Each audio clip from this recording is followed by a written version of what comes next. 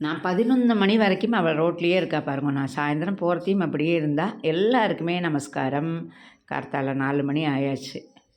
எழுந்திருந்து அடுப்பை தொடச்சிட்டு இன்றைக்கி இன்னும் பெருக்கி துடைக்க போகிறதில்லே. கடகடான்னு வீடை பெருக்கிட்டு விளக்கேற்றி எல்லாம் பண்ணிவிட்டு இட்லி மட்டும் பண்ணிவிட்டு போகிறேன். நிறைய பேர் நிறைய கேள்விகள் கேட்டால், ஒரு சில பேர் ஒருத்தர் என்கிட்ட கேட்டார், மெசேஜ் பண்ணியிருந்தார் கமெண்டில், நீங்கள் அந்த சாமிக்கு வைக்கிற பாலை என்ன பண்ணுவேன் அப்படின்னு. அந்த சாமிக்கு வைக்கிற பாலை நான் குடிச்சு விடுவேன். திரும்ப அதை சூடு பண்ணவோ மிக்சியில் போட்டு இது பண்ணவோ மாட்டேன்.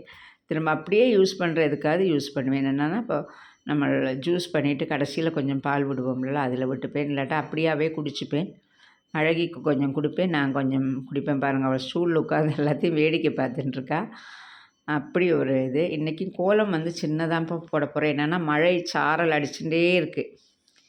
மழை வந்து சாரல் போட்டுருக்கு. நான் அதனால் விளக்கு எரியுமா துளசி தரையில் அப்படிங்கிறதும் தெரியலை. ஆனாலும் இப்போ சொல்லிகிட்டே தான் இருப்பேன் துடைக்கிறத. கொஞ்சமாவது ஒரு 5 நிமிஷமாவது என்னோடய சமாதானத்துக்கு வேண்டிட்டு. முதல்ல எல்லாம் என்ன பண்ணுவேன்னா, இந்த லைட்டு வெளி லைட் இருக்குல்ல, விளக்கு வச்சதும் வாசலில் விளக்கு ஏற்றினதுமே அந்த லைட்டை ஆஃப் பண்ணி விடுவேன். அப்போ பார்த்தா கொஞ்சம் நேரத்தில் நம்ம விளக்கெல்லாம் அணைஞ்சிருக்கும். அப்புறம் தான் ஆலோசிக்கணும், விளக்கு அணைச்சது பிடிக்கலை போல் இருக்கு சொல்லி திரும்ப அந்த லைட்டு நான் கீழே இறங்குற வரைக்குமே போட்டுருப்பேன். இனி ஒரு ஆഴ്ച எல்லாருக்கும் லீவு தானே, குழந்தைகளுக்கெல்லாம் லீவு, பொங்கல் ஹாலிடேஸ், எனக்கும் ட்ரிப்பு லீவு தான். அதனால் கொஞ்சம் ரிலாக்ஸாக எழுந்திருக்கலாம் வேணும் தான். ஆனால் அந்த விளக்கேற்றுறதுனால விளக்கேற்றிட்டு கூட படுத்துக்கலாம். ஆனால் வேண்டாம், இனி அடுத்த ஆഴ്ചை இதே நேரம் நான் எங்கே இருப்பேன், பைலூரில் இருப்பேன். அப்போ பைலூரில் போகிறது உங்களுக்கு எல்லாம் ஒரு நாளோட என்னென்ன சாமி வீதி உலா வருது, அப்படி ஊர்வலம் வருது இல்லைனா எழுந்தள்ளத்து சொல்லுவோம் நாங்கள். தமிழ்நாட்டிலேருந்து தமிழும் மலையாளம் எல்லாம் கலந்து அந்த பாஷை போகவும் இல்லை, இந்த பாஷை வரவும் இல்லைன்னு இதாகிடுது. அதனால் சாமி எழுந்தள்ளத்து வரத நான் அதோட என்ன ஸ்பெஷாலிட்டி, அதே மாதிரி நிறைய வழிபாடுகள் இருக்குது. வழிபாடுகள்னால் என்ன சொல்லுவான்னு தெரியல, அர்ச்சனை எல்லாம் பண்ணுவாள்ல, அது அந்த வழிபாடுகள் இருக்குது. அந்த வழிபாடுகள் பணப்பறை, நெல்பறை, பாலபிஷேகம், அப்புறம் லக்ஷார்ச்சனை, நிறைய வழிபாடுகள் அந்த இடத்துல நடத்துட்டுருப்பா. அதோட ஸ்பெஷாலிட்டி என்னது அப்படின்னு சொல்கிறேன். அதே மாதிரி துலாபாரம் எடுப்போம். அந்த ஊருக்கு அந்த துலாபார அந்த பலகை இருக்குல்ல, அது வந்து வாங்கி கொடுத்தது எங்கள் அப்பா. ரொம்ப வருஷம் முன்னாடி அந்த கயரில் வாங்கி, கயரில் 4 பலகையில் கயரில் ஹோல் போட்டு பயரில் பட்டி வாங்கி கொடுத்தா. ரொம்ப வருஷத்துக்கு அப்புறம் அதை உடஞ்சதுமே நான் தான் வாங்கி கொடுத்தேன். நம்மளோட இணையும் கைகள் ட்ரெஸ் இருக்குல்ல, எங்களோட ட்ரெஸ்ஸு சார்பாக நான் வந்து சங்கிலி போட்டு நல்லா சூப்பராக பண்ணி கொடுத்தேன்.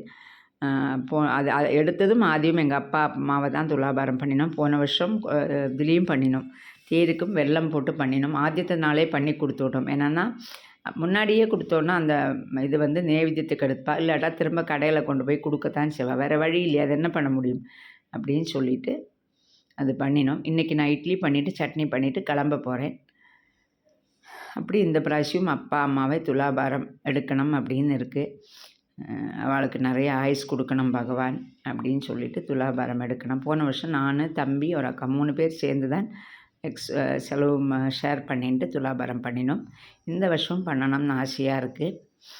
பார்ப்போம் பகவான் என்ன வழி விடுவான். என்னென்னா அவள் 2 பேரும் தம்பதியாக இருக்கா, அதே தம்பதிகளாக எப்போவுமே இன்னும் இருக்கட்டும், என்னோடய ஆயுசு கூட அவளுக்கு கொடுக்குறேன்னு இருக்கட்டும் அப்படின்னா, நம்ம எத்தனை செஞ்சாலும் பெற்றவாளுக்கு அது அந்த கடமைகள் தீரவே தீராது.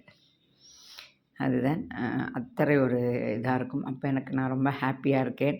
என்னென்னா நிறைய ஃப்ரெண்ட்ஸை பார்க்கலாம், நிறைய அந்த ஊர்லேருந்து விட்டு போயிருவேன். சில பேர்லாம் 2-3 வருஷம் முன்னாடி வந்திருப்பா, சில பேர் 10 வருஷம் முன்னாடி வர வேறுலாம் இருப்பாள். இப்போ நானும் அங்கே போய் உங்களுக்கு அந்த லொக்கேஷன் ஷேர் பண்ணுறேன், அட்ரஸ் ஷேர் பண்ணுறேன். எல்லோரும் கண்டிப்பாக வாங்கோ. இருக்கிற இடத்துல இது பண்ணியிருக்கலாம். ஒருத்தர் கேட்டார் அந்த சாமி என்ன வேணுன்னு. ராமன், லக்ஷ்மணன், சீதை, ஹனுமானோட காசியிலேருந்து எங்கள் அக்கா வாங்கி தந்தா.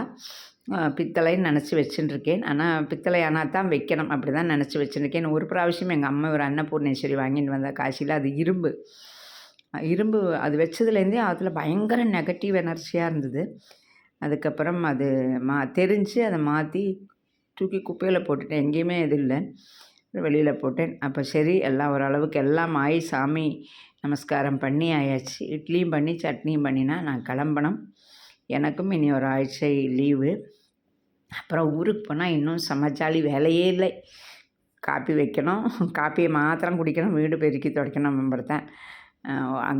அந்த ஒரு வாரம் அடுத்த ஒரு வருஷத்துக்கான அந்த மெமரிஸ் நம்மக்கிட்ட இருக்கும். அத்தனை ஹாப்பியாக இருக்கும் அந்த ஊரில். கண்டிப்பாக திரும்ப ஒன்ஸ் அகைன் திரும்ப நான் ஏன் கூப்பிட்றேன்னா, நிறைய பேருக்கு அந்த அட்மாஸ்ஃபியர் பிடிக்கும். நம்ம ஃபாலோவர்ஸ் நிறைய பேர் ஏஜ்டு பீப்புளாக இருக்காங்க. நான் அதை பார்த்தேன். உங்களுக்கு ரொம்ப நல்லாயிருக்கும். அந்த ஒரு 7 நாள் அப்படிங்கிறது லைஃப்பில் மறக்க முடியாத மெமரிஸாக இருக்கும். அந்த ஒரு ஹாப்பினஸ்ஸை அந்த கோவில் கொடுக்கும் அப்படின்னு நான் ஷுவர்ட்டி தரேன். அப்படியே இட்லி பண்ணியாச்சு. வெளியில் நேற்றுக்கு எப்பவும் வாங்குகிற இடத்துலேருந்து மாவு கிடைக்கலை. சாதா ஒரு இடத்துலேருந்து வாங்கினேன். இட்லி நன்னா இருக்காதுன்னு விடறதையே தெரியறது. வேறு வழி இல்லை, எதையோ சாப்பிட்டு தீரணுமே அப்படின்னு சொல்லிட்டு சாப்பிட்டுட்டு கிளம்புனேன். இன்றைக்கி கொஞ்சம் ஒரு ட்ரிப்பு 5:30 மணி 5:45 அப்படிங்கிறது இன்றைக்கி 6:30 மணிக்கு தான். அதனால் கொஞ்சம் ரிலாக்ஸாக போகிறேன். அப்போ நான் கிளம்புறேன். Bye bye. Have a nice day எல்லாருக்கும்.